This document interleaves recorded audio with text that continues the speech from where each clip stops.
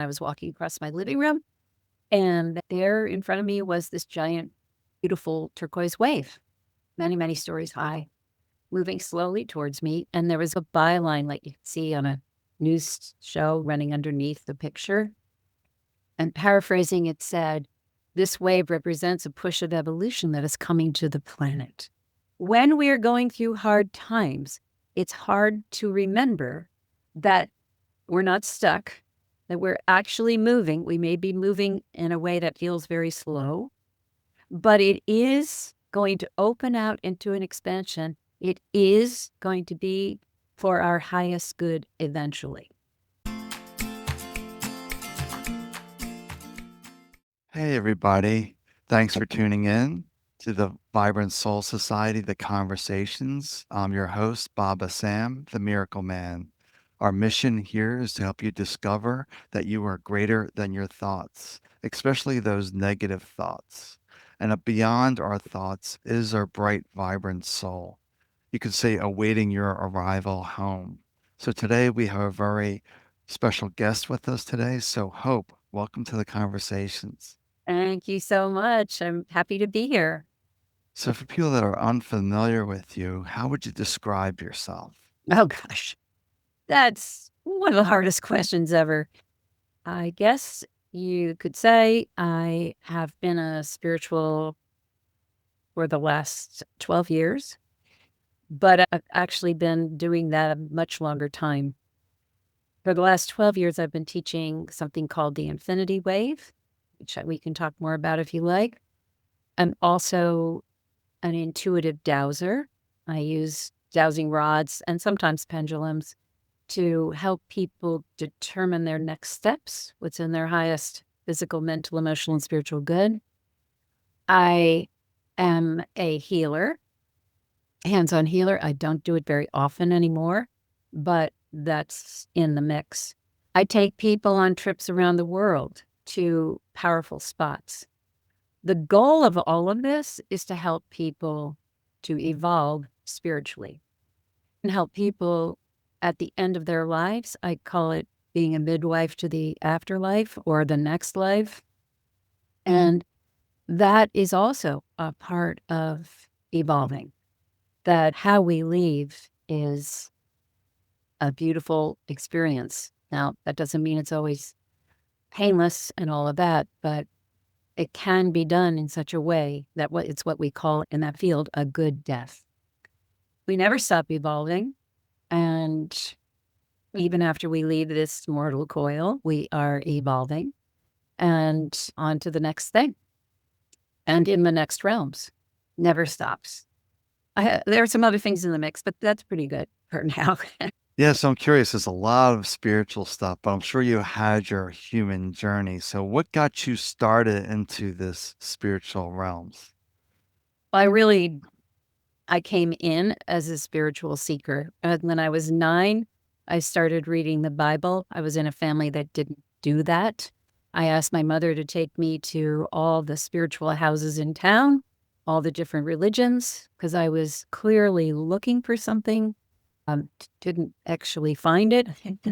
And then when I was 17, I learned to meditate. I did transcendental meditation, and that started taking me into a whole different area of understanding that my mind and didn't have to be on automatic, that I had some control over my mind and my emotions. From there, I learned my mother was very open-minded and had classes in our house where she would invite healers. And this was back in the day when you didn't do such things. And so I would go to these classes and learn hands-on healing and learn about past life regression and learn about food and all kinds of stuff. I became curious about a community in northern Scotland called Findhorn, and I actually went there in the height of its heyday, and I studied their theories of evolution that they had devised from Teilhard de Chardin, who was the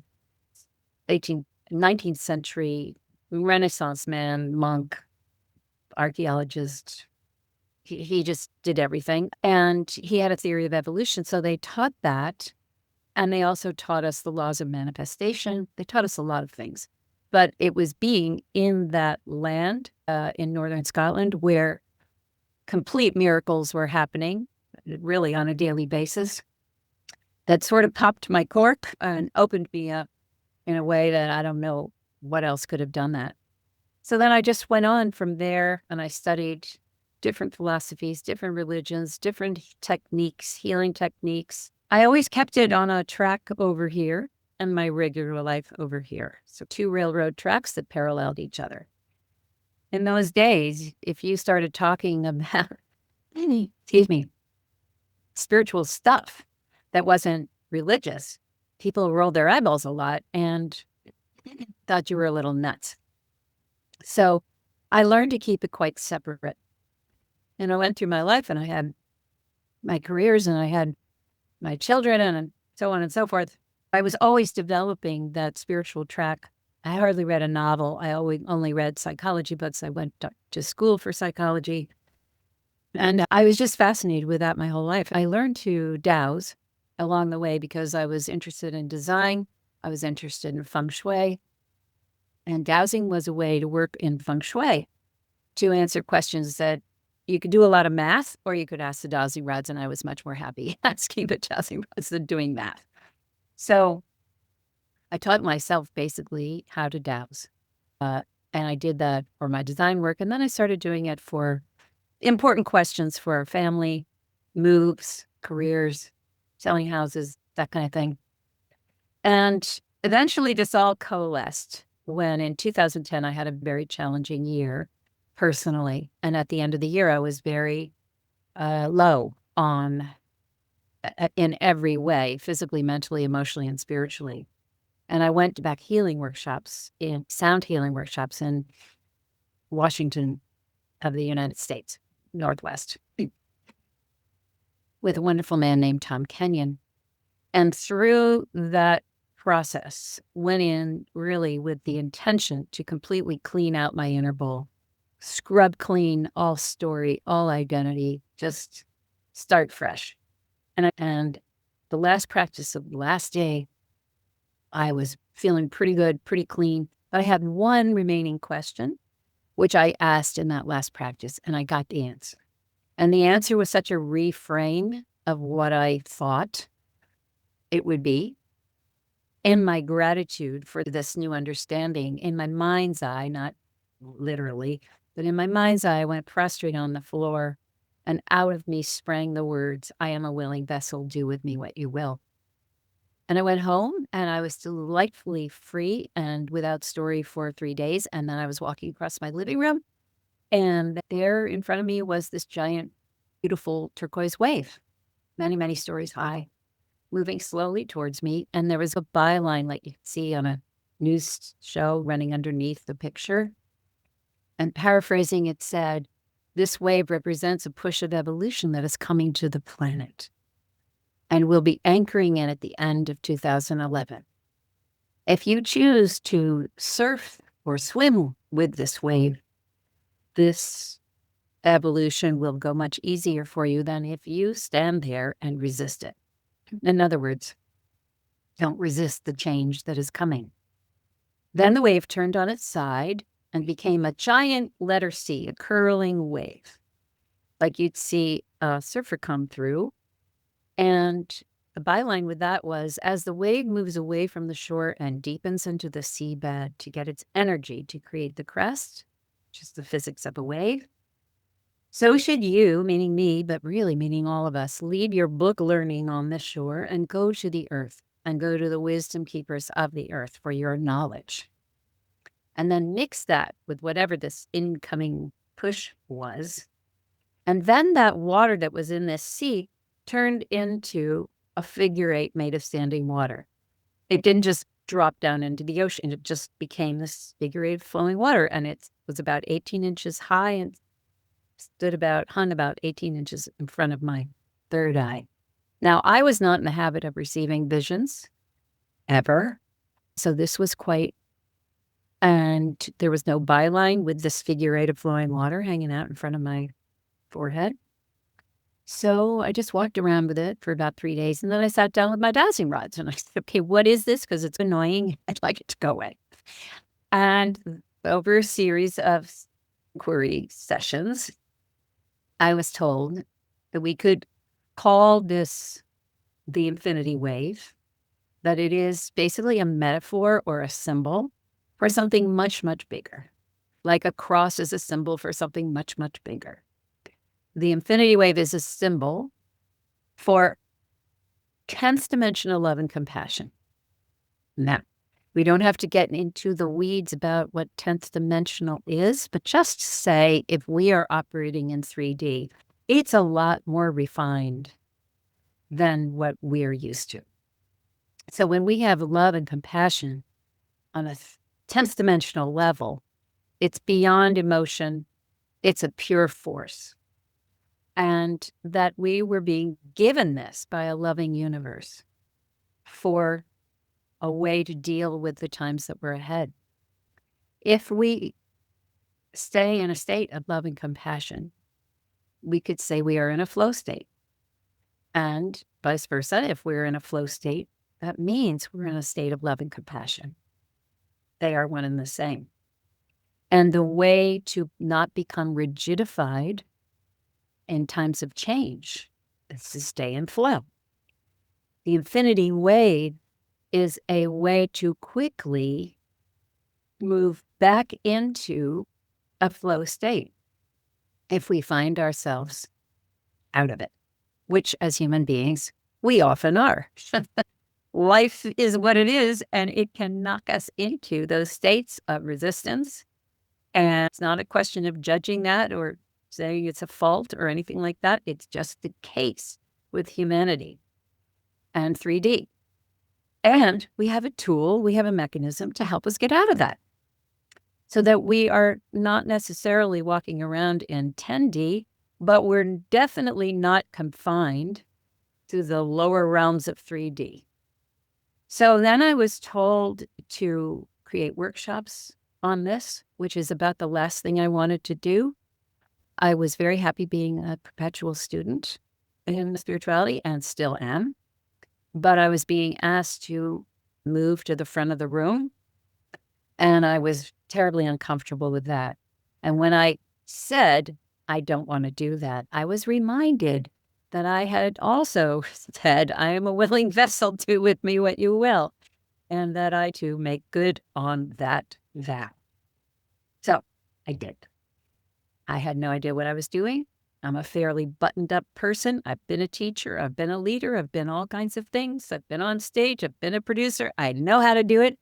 But at that time, when it came to lead spirituality, I was incredibly uncomfortable, especially because I really didn't know what I was doing.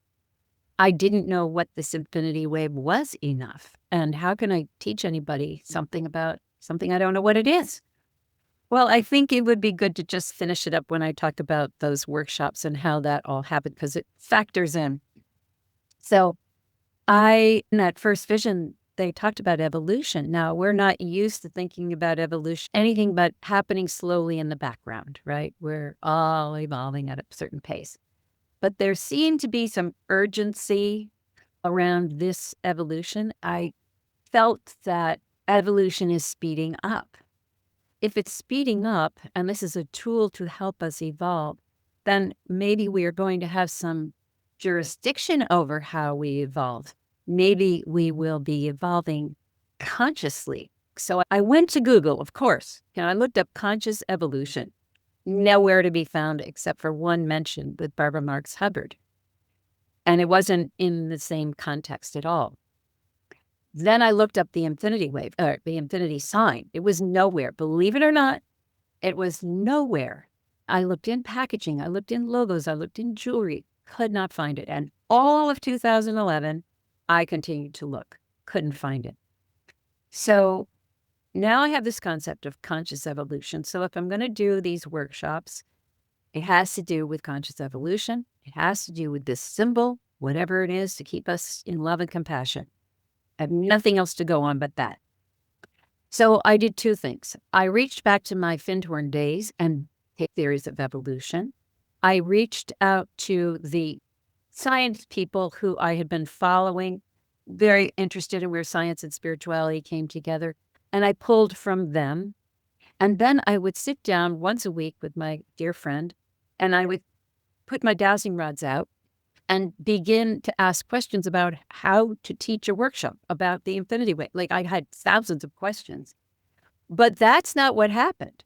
What happened was I stuck my rods out, and I must say, before this happened, I had a kind of a dim view of channelers because I felt channeling comes down from somewhere, but then it gets messed up by our energy fields and it can get distorted. And so I usually could find a nugget of truth when I listened to channelers, but I didn't fully trust them. But there I am sitting with my dowsing rods, and out of my mouth comes these low, slow voices with entire practices just spilled out.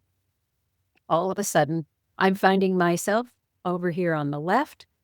These words are dropping in. I can see the word drop in, and I can feel my mouth open and say them. And I was over here observing it. Okay, that was new.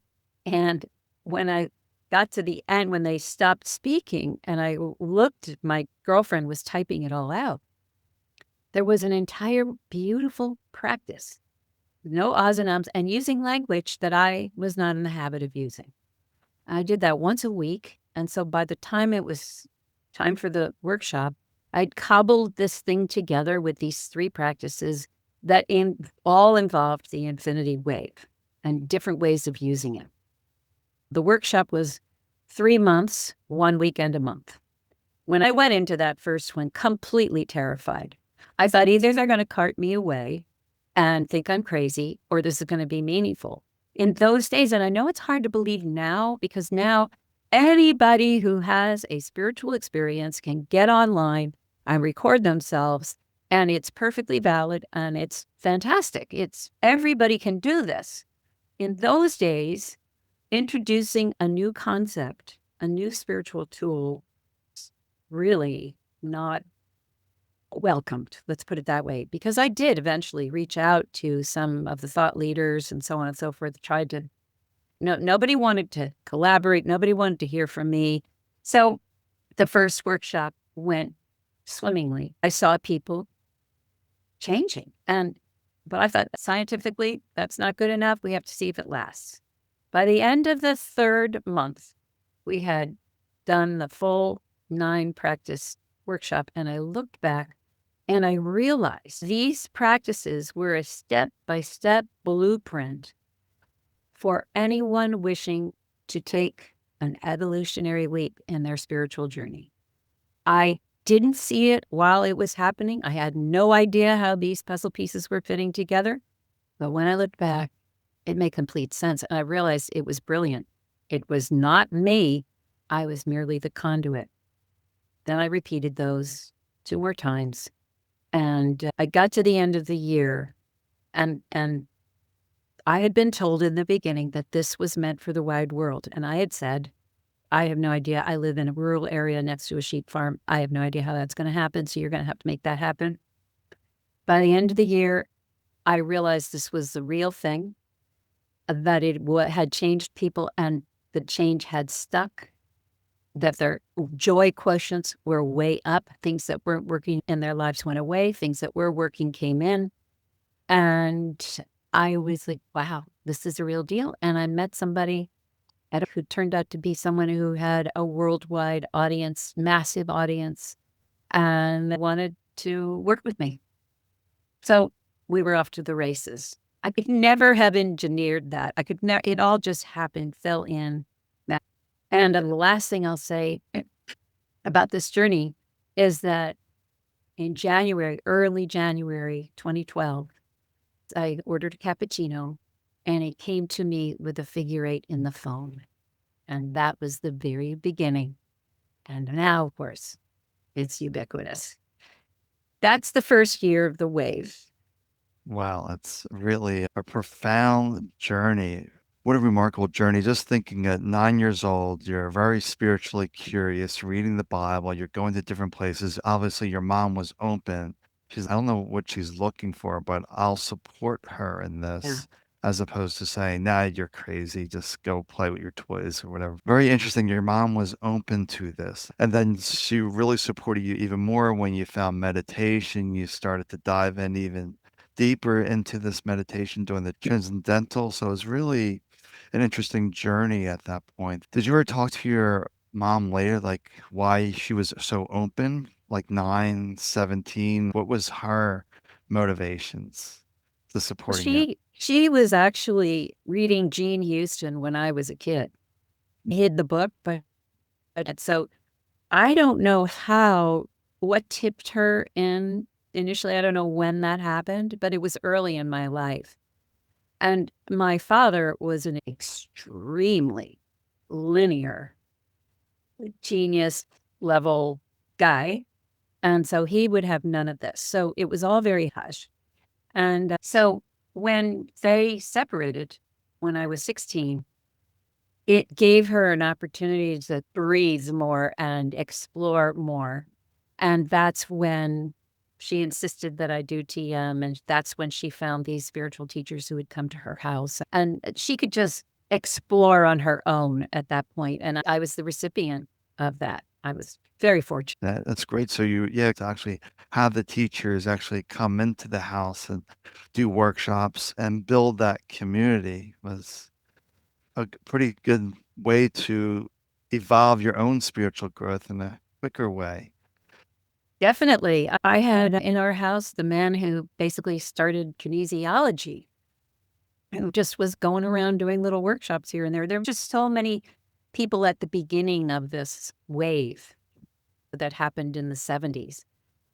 So, yeah, I'm very fortunate. Yeah, so I was wondering since this is, I forget when Daryl Anka got his started because you were saying that there was no one out there with this channeling Unfortunately, no. because he would have totally gotten you. And I'm hoping to actually meet him because I want to get our heads together. Yeah, that makes sense then. It just reminds me too, when 2010, when you're going through these challenges, this reminds us that we're humans. We can have all this training and practice, but life still happens. That we are still in this human body, regardless of what we're trying to do. So you had some challenges at 2010, and then it opened up another avenue. So it was like you're going one way. We're going to throw some challenges in your way to help you develop some more. Yes. So that's really important to highlight, I think, when we are going through. So one of the things they taught us at Findhorn was this word peduncle. Now it's a French word, so it should be pronounced pedoncle, but it's a biological term for when the stem of a flower meets the flower, that expansion. Hmm. But we can also think of it as a bottle that narrows, like a wine bottle, let's say, in the bottom of the bottle, it's the widest point. We know that atoms are always rotating and spinning and so on, and energy moves in a spiral. So as those atoms move upwards towards the narrowing, that would be the peduncle, that narrowing point where it becomes the neck of the bottle. Those atoms get squished together and they start to rub up against each other and create friction. And then they go through the neck and they emerge out into another bottle, let's say. This is Teilhard de Chardin's theory of evolution. But when they emerge out, they are now slightly larger, slightly more elegant. So an atom would become a molecule. And then a molecule goes on. Inherent in even the tiniest particle, said Teilhard de Chardin, was what he called a God spark. So as these got bigger and more elegant, the God spark would also grow.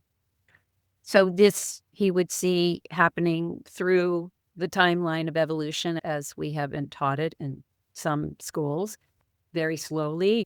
Water creatures becoming land creatures, becoming four-legged, becoming two-legged, and up to us.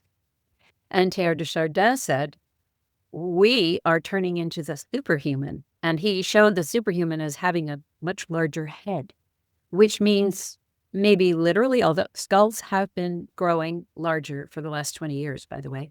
But It's also our capacity to use our minds, use the extra sensory aspects of our minds, being able to be telepathic, being able to be in contact, as we are now. As I said in the beginning, everybody can have an experience, which is in their blueprint. We're supposed to go direct. But the point is that this evolutionary journey, this peduncle, is also represented in the infinity wave.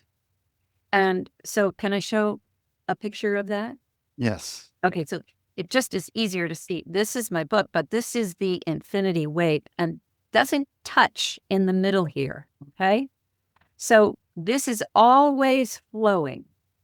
And in here, where it gets tight, could be called the peduncle, because we are and we are contracting into the peduncle for our evolutionary leap time.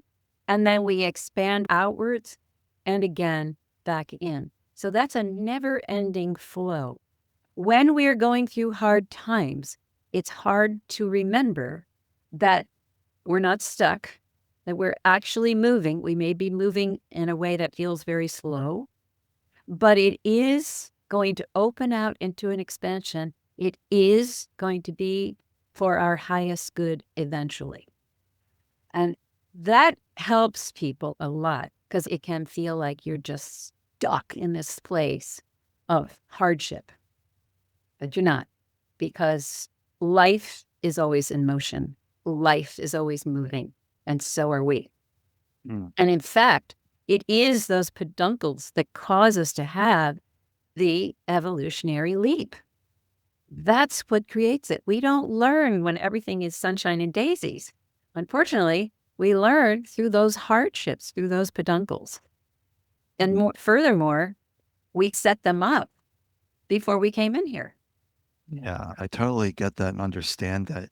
You thought you had these spiritual tools in place, and then it's, nope, we're going to give you some more challenges here. So we need to clean the slate and say, okay, we need new tools for continued evolution. These tools get you to a certain point. Yes. We're going to bring something up, and then it's going to be like, all right, those old tools are no longer serving my evolution. Now I need to develop into newer tools. And I can see that can really be the pathway for some individuals in my own self. What I decided on, apparently before I came here, was 38 years of severe health traumas until I found meditation, which caused me to question, like, oh, I have thoughts, but I'm not these thoughts. If I'm not then who am I? Then I just heard a voice say perfect spirit.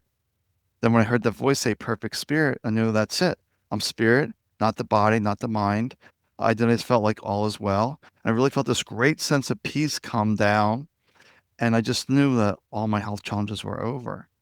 It was very interesting when I talk to people, and there's different journeys. Some of them have this, okay, we're human, we come into spiritual, and everything is pretty good at that point. But for most people that are coming in, they get spiritual tools, a big hardship hits, reset Yes. everything, then they have to reset again. So there's really a few ways that you can really have this really huge challenge, then you settle into something different. But then recently, after 14 years of being healthy, I had a recent health challenge. It's like, oh, okay, what am I meant to learn here? Oh, I'll just go back into my tools. And that worked for me, was just more surrendering. That's all ultimately Yes. it would be, was just more surrendering and allowing that essence within us. So is this what essentially the affinity wave is reminding us, that life is this constant flow, and we do get these pinching or bottlenecks to get us to blossom into a new way, I guess you could say. That's exactly it. We choose to use the infinity wave. It helps to move those stuck places along faster.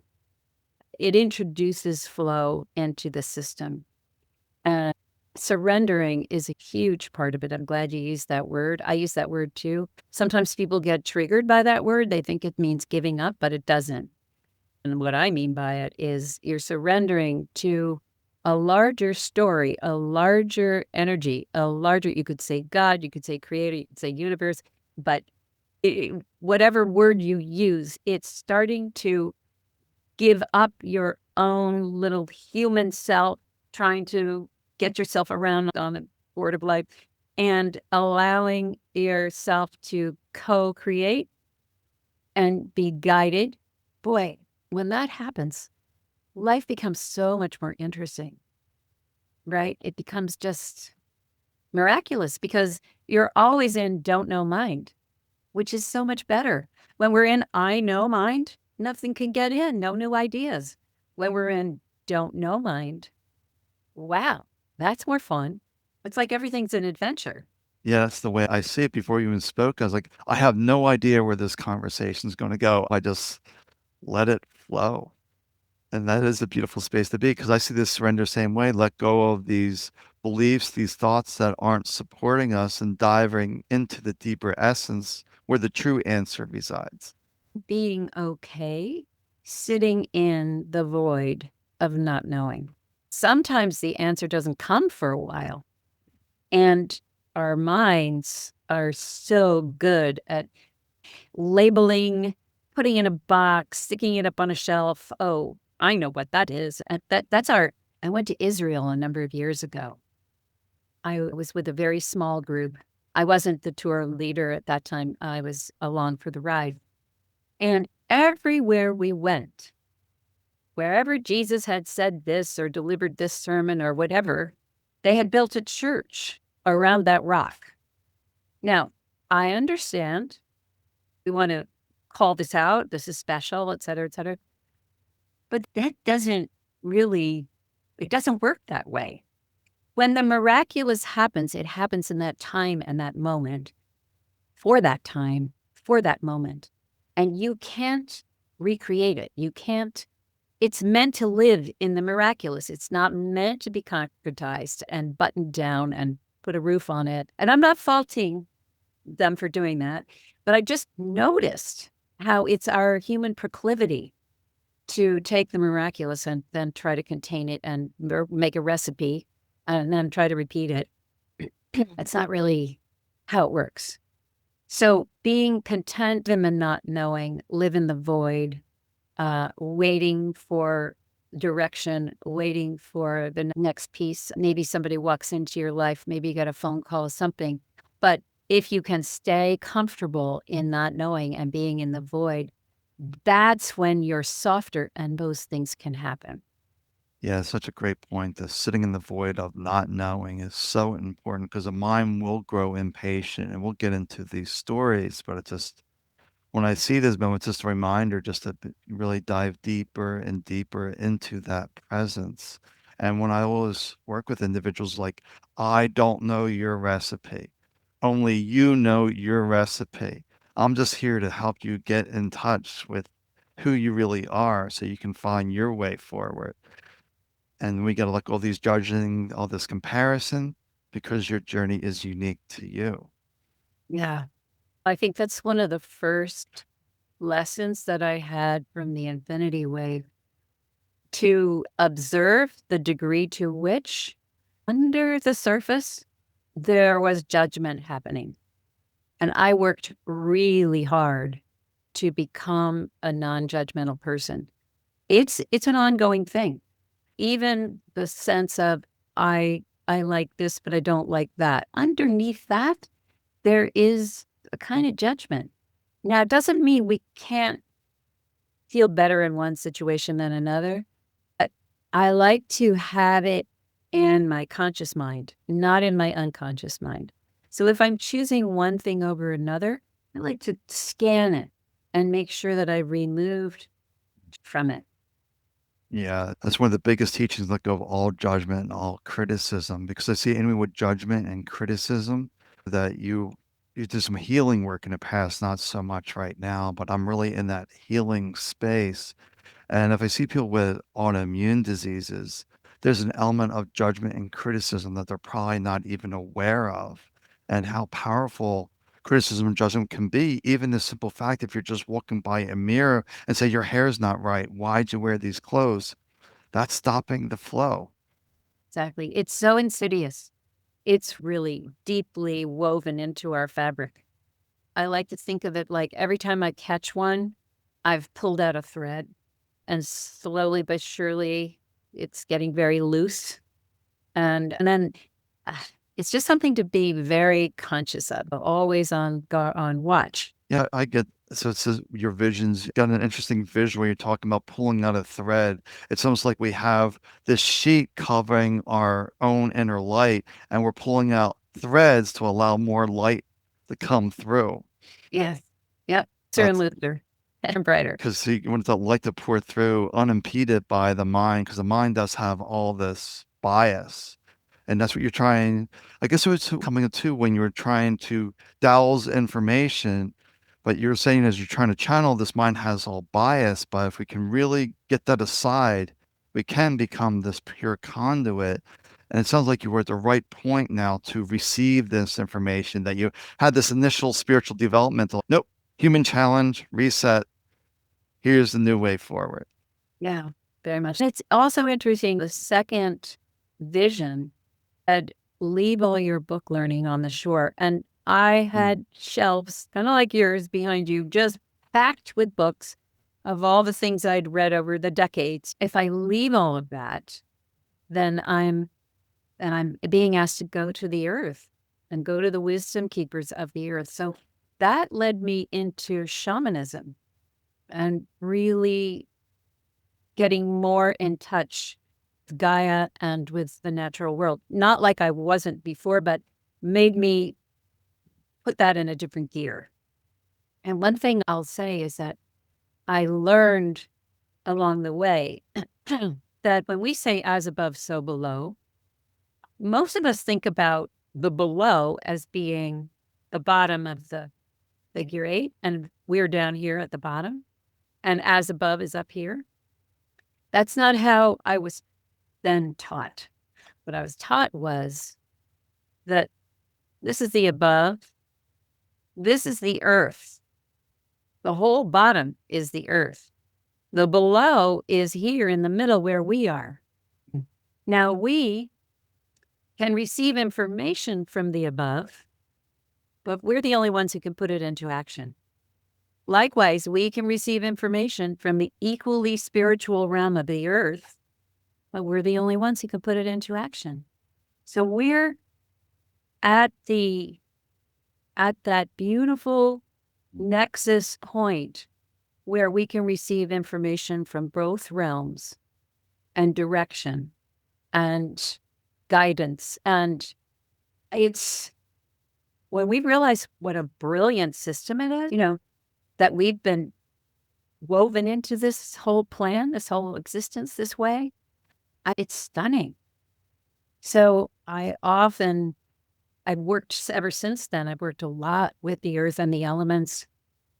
And in my travels around the world, when I take groups places, we work with all of that. And it just enriches everything we do. And you can take this infinity wave that can be any size. It can be teeny tiny inside your body or whatever size, and then up to the stars, down to the core of the earth, wherever you want to go. But when you wave with the earth, stand on a rock or on a beach or with a tree or in a river or whatever, you can easily, just like that, connect with that natural element, and you can feel it. And it feels amazing. So it can be used for communication in that way. And it's really great for communicating between two people. You run a figure eight between your hearts, and all of a sudden the conversation, let's say it wasn't going so well, you've introduced the infinity wave. Now the conversation opens up. It's no longer a struggled fight between yes or no. It becomes yes and. Multiple viewpoints can be heard and tolerated and held, and solutions can be found from a much higher place. And it only takes that much time. I have a quick story if you want to hear one about that. Sure. At the end of 2011, I taught all the classes. I had taken a group to Southern England. We traveled in the wave bubble, had a completely magical experience. And finally, in just early December, mid-December, I went with a friend of mine to do surgery in Los Angeles, and it was a very serious surgery, neck, bone, muscle, and nerve. So there was only one doctor who could do it. She had studied hypnosis for surgery. So one of the things they said to do was to write down on a piece of paper what you wanted the anesthesiologist to say as you went under and came out for better healing and all that. So she had her paper. We went through the whole check-in process. She was in her cap and her gown. Clearly, she was, and justifiably, nervous because one little slip and you're paralyzed or whatever. So we were waiting just for the anesthesiologist, last piece. And in comes this middle-aged gal. She's got a clipboard, her head's down. She's got on this surgical cap that looks a little like a pizza hat, small pizza hat puffed out. It had little red flecks on it. Very unusual. Never saw a surgical cap like that. Anyway, she comes and stands at the foot of the bed opposite me. I'm sitting there. My friend is over here. She doesn't look at either of us. And she just is looking at her clipboard and rattling off medicalese, what we're doing today, and blah, blah, blah, blah, blah, like that. And no humanity, no connection, like somebody frozen in an icebox, just not human. If it had happened a year before, I probably would have said, hey, my friend's really nervous and maybe could we, because I could see my friend getting, oh God, because she had her paper and she thought this isn't going to, well. But I had changed in that year. I was no longer the same person. I had evolved. And so I just thought, I don't really like this picture. I want a different one. And just no judgment, just rather have a different picture.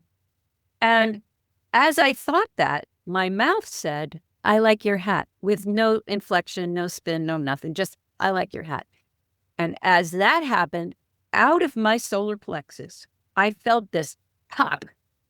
And the woman's head went boink, and she spun around and she looked at my friend and said, hey, babe, how you doing? I want to work with you today. I'm going to make you so comfortable in there. Oh, do you want me to say this? I love doing this when people go under. I yell, it's so much better. And she became Chatty Cathy, Mama Gaia. I don't know what. My friend and I just went, our mouths open. Our eyes popped out. We could not believe the nanosecond of change that happened to this woman. What had happened was an infinity wave had come out of me. I didn't intend it. I didn't invite it. But by then I'd been working with it for a year. It knew what to do. It knew what was needed. It sent a powerful blast of love and compassion to this doctor who God knows how many hours she'd been up. God knows what was happening with sick children at home. Who knows what her life was that was keeping her clinched like this? But when the dry sponge that she was, got a massive dose of the infinity wave, she completely changed, rose to her highest and best self, and took care of my friend beautifully. Now, my friend didn't know what had happened, but when she woke up, and after a day of coming out of anesthesia and all that stuff, she said to me, hey, what happened with that doctor? She said, I was about ready to call for a different anesthesiologist because she was just not going to work with me. And I really needed her to. And she said, and all of a sudden, she just completely. And I learned from that the wave packed a punch when needed, that my intention was probably going to be not as good as what the wave could deliver. It wasn't as good a picture as what the wave, and that the wave has a mind of its own. It is a living, intelligent thing, and it'll work with us. Even when we don't conjure it, it's there. So that's just an example of how it can change the reality in the moment. Because I tell individuals there's no time and space. It's all the mental perception that things can happen instantly. Like when I heard the voice say perfect spirit, that was my instant change. It wasn't like we had to go through all this study and all this stuff. It was like, nope, this is it. Like you said, I like what you were saying before, leave your books on the shore. And my first book I wrote was I Don't Dwell. Because you could ask me anything about those books back there. I couldn't tell you anything about them. Maybe roughly, but I'm not attaching to anything. It's just, Right. it's not a step of non-attachment. I loved how you talk about action. that we're getting all this wisdom from the spiritual dimensions, but without action, nothing happens. So we have the body to take action, and you're the conduit to deliver the infinity wave. You're here for the spirits to just to deliver. Yeah, so I really want to thank you for joining us on the conversation today. So if people had questions, Hope, how could they reach out to you? The best thing is to go to my website, which is www.spreadinfinitehope.com, because it's not just my job. And it's the same on Facebook. It's the same on YouTube. I have lots of videos and so on. And you can sign up on my website, and then I communicate with everybody once a week. I write a Sunday blog, and I have an event every Monday night at 7:30 p.m. Eastern. And you can write me at hello@spreadinfinitehope.com. That's beautiful. I'll have them in the show notes. So thank you for joining us on the conversation. Such a pleasure. Thank you so much, Sam.